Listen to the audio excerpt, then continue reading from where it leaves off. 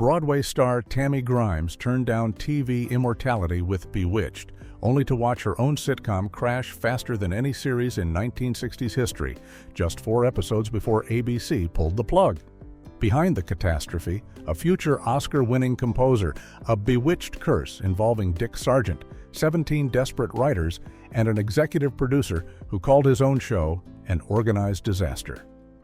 Fact 1. Future Star Wars composer created theme. Before John Williams became one of Hollywood's most celebrated composers, scoring legendary films like Jaws, Star Wars, and E.T., he was working in television under the name Johnny Williams, creating music for sitcoms and science fiction shows. In 1966, Williams was hired to compose the theme music for the Tammy Grimes Show, and what he created was a surprisingly upbeat and quirky piece that perfectly captured the zany energy of 1960s television comedy. The theme featured a bouncy, cheerful melody accompanied by a female chorus singing "Yeah, Yeah" in the background, which was typical of the era's sitcom style. Williams also scored the first episode of the series, titled How to Steal a Girl, Even If It's Only Me, where he demonstrated the same comedic timing and musical skill that he had been developing through his television work. At the time, Williams was simultaneously working on another science fiction series for 20th Century Fox called The Time Tunnel, showcasing his versatility across different genres. The Tammy Grimes Show theme resembled the playful, comedic music he would later compose for the Natalie Wood film Penelope, which came out shortly after. Although the show itself was a spectacular failure that disappeared after just 4 episodes, Williams's career trajectory went in the opposite direction. Within a decade, he would drop the Johnny from his professional name and become simply John Williams, eventually winning 5 Academy Awards and becoming one of the most recognized composers in film history. No music from the Tammy Grimes Show was ever officially released, making it a fascinating footnote in Williams's early television career. Fact 2. Premiered against Star Trek's debut, the Tammy Grimes Show faced one of the most brutal competitive landscapes in television history from its very first broadcast, premiering on Thursday, September 8, 1966 at 8:30 p.m. Eastern Time on ABC. This was the exact same night and time slot that NBC chose to debut Star Trek with its first broadcast episode, The Man Trap, which would eventually become one of the most influential science fiction series ever created. ABC had decided to launch its new fall season a week earlier than usual with what they called an advance premiere strategy, hoping to get a jump on the competition, but NBC responded by doing the same thing with their new shows. This meant that the Tammy Grimes Show was thrown into direct combat with Star Trek right from the starting gate along, with CBS airing a repeat of the popular sitcom My 3 Sons in the same time slot. The premiere episode of the Tammy Grimes Show, titled Officer's Mess, barely managed to edge out the CBS repeat in the ratings, but lost decisively to Star Trek's debut. While Star Trek would go on to run for 3 seasons before cancellation and eventually become a beloved cultural phenomenon through syndication, the Tammy Grimes Show would be off the air in just 4 weeks.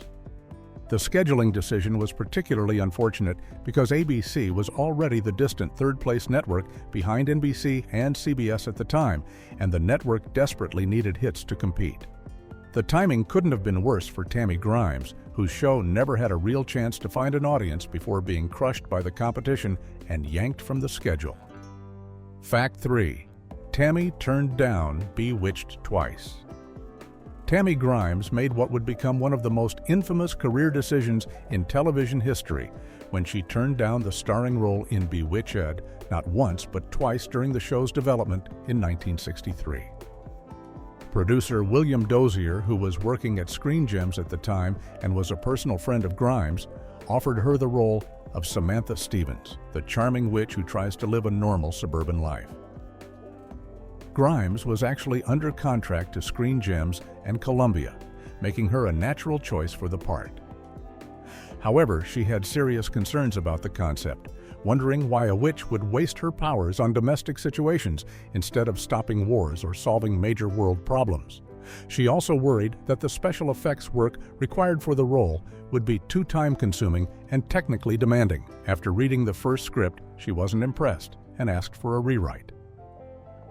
Writer Saul Sachs did a complete revision of the pilot script and presented it to Grimes again, but she remained unconvinced and ultimately rejected the role, believing the show was destined to be a failure. Instead, she chose to star in her close friend Noel Coward's Broadway musical High Spirits, where she played the ghost Elvira. The role of Samantha went to Elizabeth Montgomery, and when Bewitched premiered in September 1964, it became an immediate hit. Grimes later admitted her mistake, saying, "For a couple of weeks after that was on the air, I put my head in my hands and I thought, what terrible mistake have I made now?" By 1966, when her own sitcom premiered and flopped spectacularly, the irony was complete. Fact 4. Dick Sargent's double Bewitched curse. Dick Sargent, who played Tammy's uptight twin brother Terrence Ward on The Tammy Grimes Show, found himself trapped in one of television's strangest casting ironies. Sargent had originally been cast to play Darren Stevens, the mortal husband on Bewitched, during the show's initial development in 1964. However, he was under contract to Universal Studios and couldn't get released. From his obligations in time to film the Bewitched pilot for Screen Gems, the role went to Dick York instead, and Bewitched became one of the biggest hits of the 1960s. Just 2 years later, Sargent signed on to co-star in The Tammy Grimes Show, believing it would finally be his big break in television as a series regular. The show was created by the same producer, William Dozier, who had been involved with Bewitched, and starred Tammy Grimes, who had turned down the Bewitched lead role. Ironically, Sargent's contractual commitment to The Tammy Grimes Show locked him into a failing series, while Bewitched continued to thrive with Dick York in the role that should have been his. The show lasted only 4 weeks before cancellation, and Sargent's chance at television stardom seemed to evaporate. However, fate would give him a second opportunity when Dick York had to leave Bewitched in 1969 due to severe back problems and chronic pain from an old injury. Sargent was finally cast as Darren Stevens, replacing York for the final 3 seasons of Bewitched, though he would forever be known by some fans as the wrong Darren or the second Darren. Fact 5. Character named Tamantha created Bewitched connection. The main character on The Tammy Grimes Show was named Tamantha Ward, which went by the nickname Tammy, creating an eerie echo of Bewitched's lead character, Samantha Stevens. This naming choice wasn't coincidental, but rather seemed to be a deliberate connection to the show that Grimes had famously rejected 3 years earlier. The similarity between Tamantha and Samantha was impossible to ignore, especially since both shows aired on ABC, both featured unconventional female leads, and both had connections to producer William Dozier. The name Tamantha was unusual enough that it actually influenced baby naming trends in 1966, with the name appearing in United States birth records that year, likely inspired by the show, despite its brief run. Some newspaper articles at the time even accidentally misspelled the character's name as Tamantha, further blurring the line between the two similar names. The parallel became even more pronounced because Dick Sargent, who played Tamantha's twin brother on the show, had been the original choice to play opposite Samantha on Bewitched, and would eventually join that show in 1969. It was as if the Tammy Grimes Show existed in the shadow of Bewitched, with every element somehow connected back to the hit series that Grimes had walked away from. The name choice seemed to haunt Grimes throughout the show's brief run, serving as a constant reminder of the role she had rejected. While Samantha Stevens became one of television's most iconic characters, Tamantha Ward disappeared from television after just 4 episodes, cementing the contrast between the two similar-sounding names and the vastly different fates of their respective shows. Fact 6. Canceled after 4. Episodes The Tammy Grimes Show holds the unfortunate distinction of being one of the fastest cancellations in television history, pulled from the air by ABC after broadcasting only 4 episodes in September 1966.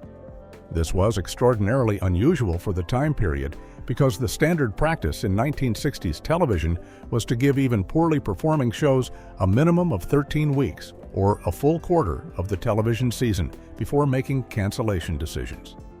Networks had already paid for the production and committed to sponsors, so they typically let shows run their course before pulling the plug.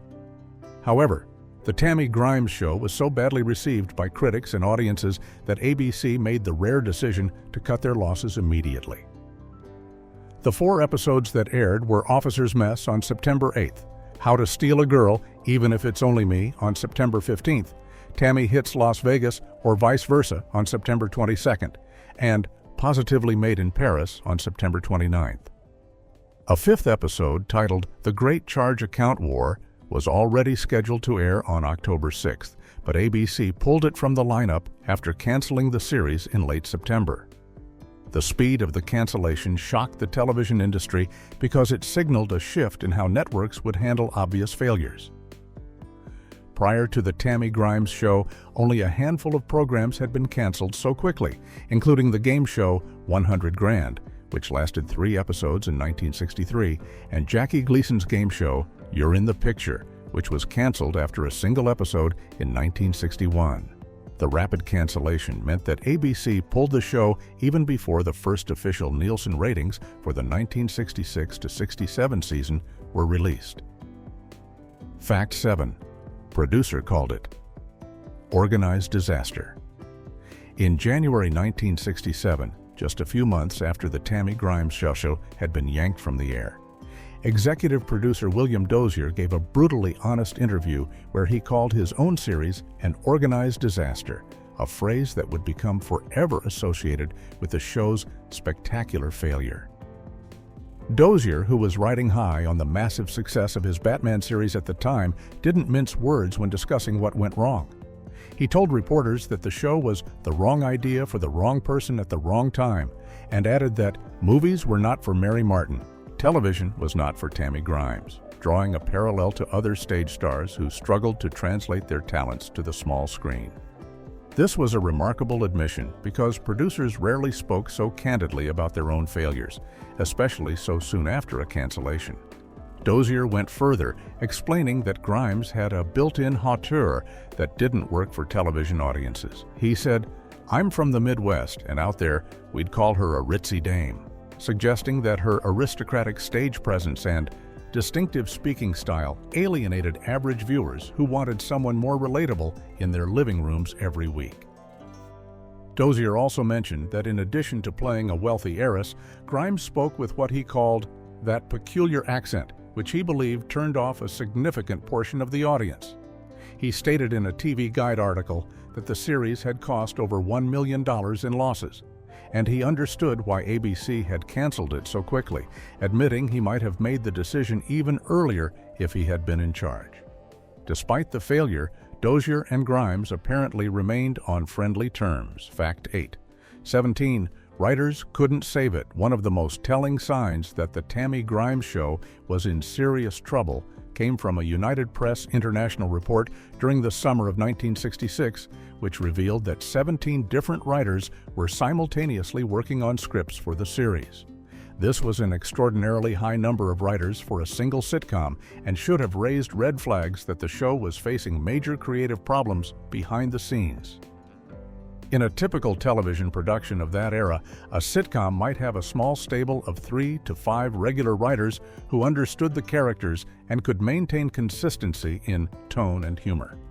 Having 17 writers suggested that the producers were desperately throwing every available person at the project, hoping someone could crack the code and figure out how to make the show work. The large writing staff indicated that scripts were being constantly rewritten, revised, and reworked, with multiple drafts being produced as everyone tried to fix fundamental problems with the concept and characters. Even the scripts that made it to production went through numerous revisions, with some episodes having as many as 5 different drafts with different dates. This constant rewriting created the colorful rainbow of revised script pages that were typical of troubled productions, where each day's changes were printed on different colored paper so cast and crew could keep track. Despite this army of writers, the episodes that actually aired were still poorly received by critics, who complained about weak plots, unfunny jokes, and a main character who was difficult to like or relate to. The 17-writer problem suggested that the issues with the Tammy Grimes Show weren't just execution, but were baked into the fundamental concept, and no amount of writing talent could save it from disaster. Fact 9. Original pilot never aired. The original pilot episode of the Tammy Grimes Show, which was filmed in December 1965, was considered so problematic that ABC never broadcast it to the public, making it one of the rare instances where a series pilot was completely shelved, even after the show was picked up. The pilot, written by series creator George Axelrod, featured Tammy posing as a wealthy Texas millionaire in order to apply for her Uncle Simon's bank credit card, which then sparked a wild spending spree that was supposed to showcase her madcap personality. The premise was meant to establish Tammy's character as a fun-loving heiress constantly trying to get her hands on her trust fund money. However, when the pilot was screened for network executives and sponsors, the reception was disastrous. General Foods, which had originally agreed to sponsor the series, was so unimpressed by what they saw that they immediately pulled out of the project and abandoned the show entirely. The sponsor's departure could have killed the series completely, but Bristol-Myers stepped in, believing that with significant retooling and better scripts, the show might still have potential. The network and producers decided to film 4 entirely new episodes rather than air the problematic pilot, hoping these would better represent what the series could become. ABC did show brief clips and scenes from the pilot during their fall preview presentation at their annual affiliate meeting in the summer of 1966, giving station managers a glimpse of what had been filmed. Today, the UCLA Film and Television Archive has 3 different versions of the unaired pilot in their collection, representing various attempts to fix and rework the episode, but none of these versions ever made it to broadcast television. Fact 10. 6 completed episodes never seen. While the Tammy Grimes Show lasted only 4 episodes on the air, the production actually filmed a total of 10 complete episodes before ABC pulled the plug, meaning 6 fully finished episodes have never been broadcast anywhere in the world. These lost episodes represent over $500,000 in 1966 production costs that were completely wasted. The 4 episodes that did air were Officer's Mess, How to Steal a Girl, Even If It's Only Me, Tammy Hits Las Vegas, or vice versa, and Positively Made in Paris. The 5th episode, George Washington Didn't Sleep Here, was completely finished and actually scheduled to air on October 6, 1966. But ABC canceled the series just days before it was supposed to broadcast, replacing it with The Dating Game instead. A 6th episode called Diamonds Are a Bird's Best Friend, which involved Tammy defending her pet parrot in court, was also complete and had been tentatively scheduled for October 13th. The other 4 completed episodes that never aired remain a mystery, though production records show their existence. ABC had originally committed to ordering 17 episodes for the season, but canceled the show just before production was scheduled to start on the 11th episode, cutting their losses before spending even more money. The UCLA Film and Television Archive has copies of the 4 aired episodes plus the 5th episode that was pulled at the last minute, as well as the unaired pilot. The other completed episodes may still exist somewhere in the 20th century Fox vaults, but they have never been made available for viewing and almost certainly never will be released. Several of the episodes that did air included preview clips of upcoming episodes showing tantalizing glimpses of scenes from shows that would never be broadcast. Fact 11. Replaced by The Dating Game. When ABC finally canceled the Tammy Grimes Show at the end of September 1966, the network needed a replacement program immediately to fill the Thursday 8:30 p.m. time slot that had been scheduled for the sitcom. The show they chose was The Dating Game, a lighthearted game show where a bachelorette would ask questions to 3 hidden bachelors and pick one for a date based on their answers. The Dating Game had already been running successfully as a daytime program on ABC since December 1965, and the network decided to launch a primetime version to replace the failed sitcom. The primetime Dating Game premiered on October 6, 1966, in the exact time slot that the Tammy Grimes Show had occupied, and it became an immediate hit with viewers. The contrast couldn't have been more dramatic. Where the expensive, star-driven sitcom had failed spectacularly, despite its big-name producer, Broadway star, and lavish production values, the simple, inexpensive game show succeeded by giving audiences exactly what they wanted in that time slot. The dating game's success in primetime led ABC to greenlight another game show for primetime, The Newlywed Game, which debuted in January 1967. Together, these two game shows became cultural phenomena of the late 1960s, spawning countless imitators and revivals over the decades. The dating game would run in primetime for 7 years, vastly outlasting the sitcom it replaced.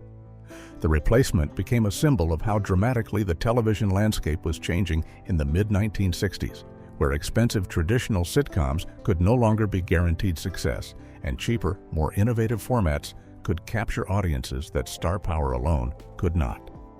Fact 12. Lost over $1 million in 1966. The financial disaster of the Tammy Grimes Show was laid bare in a 5-page article published in TV Guide magazine on December 31, 1966, which revealed the shocking costs of the series' failure. According to the article, the show lost more than $1 million in total, which was an astronomical sum in 1966 when adjusted for production costs and network budgets of that era. The losses broke down into several categories. Each of the 4 episodes that actually aired on television cost approximately $50,000 to produce, but generated a $50,000 loss per episode because advertising revenue couldn't cover the production costs.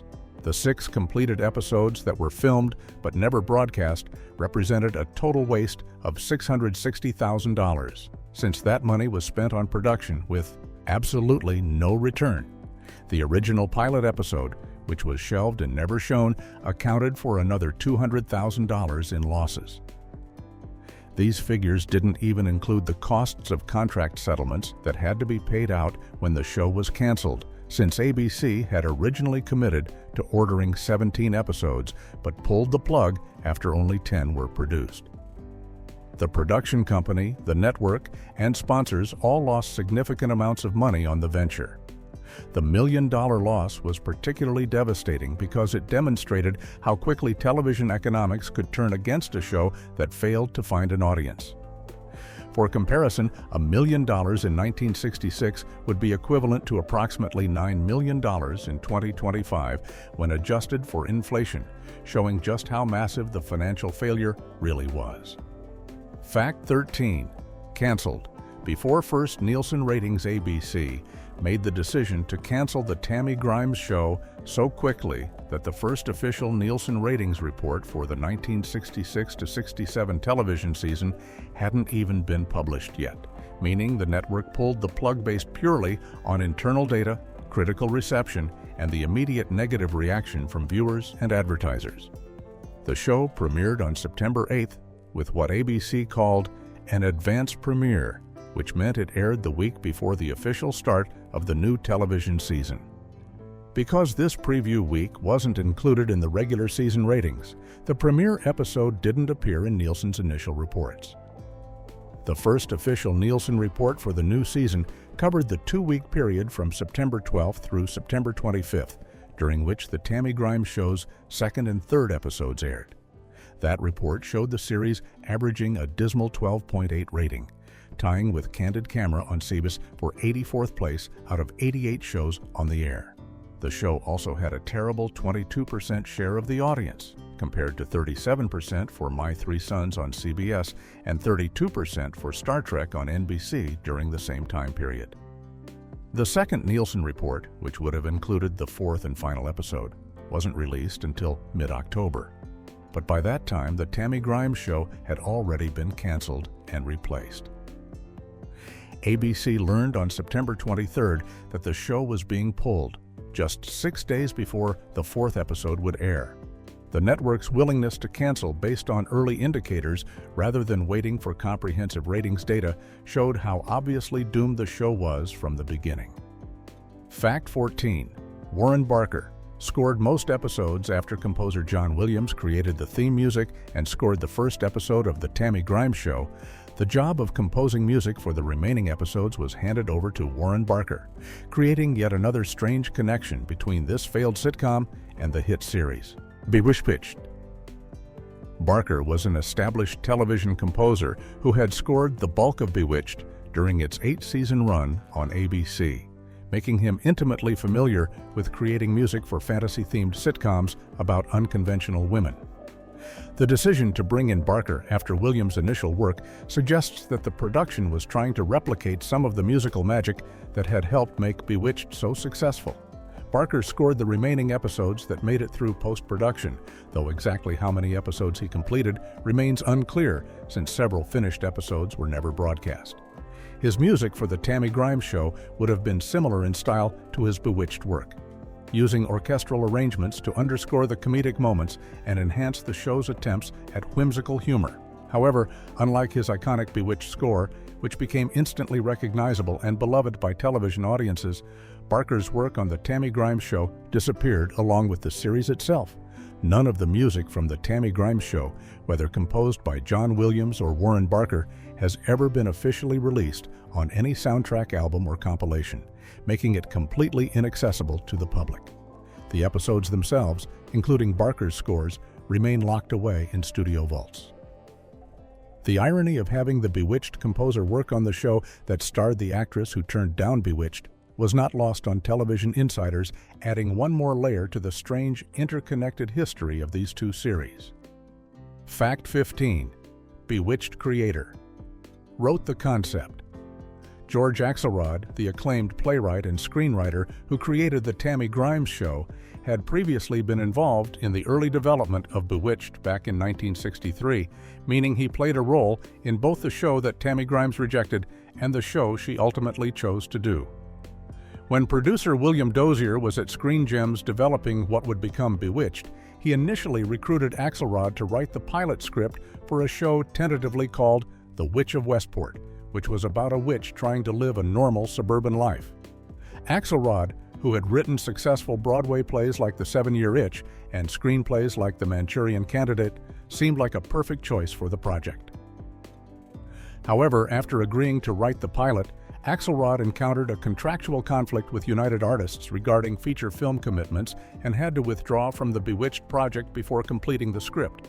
Writer Saul Sachs stepped in to replace him and ended up creating the final version of Bewitched that went into production with Elizabeth Montgomery. 3 years later, Axelrod was hired by William Dozier once again, this time to create a starring vehicle specifically for Tammy Grimes, who was Dozier's friend and whom he had unsuccessfully tried to cast in Bewitched.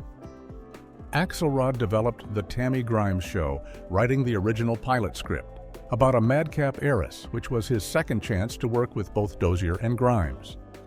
The fact that Axelrod had been associated with both projects created a strange circular connection where the same creative team kept trying to find the right formula for Grimes, never quite achieving the success they had helped create for Elizabeth Montgomery on Bewitched.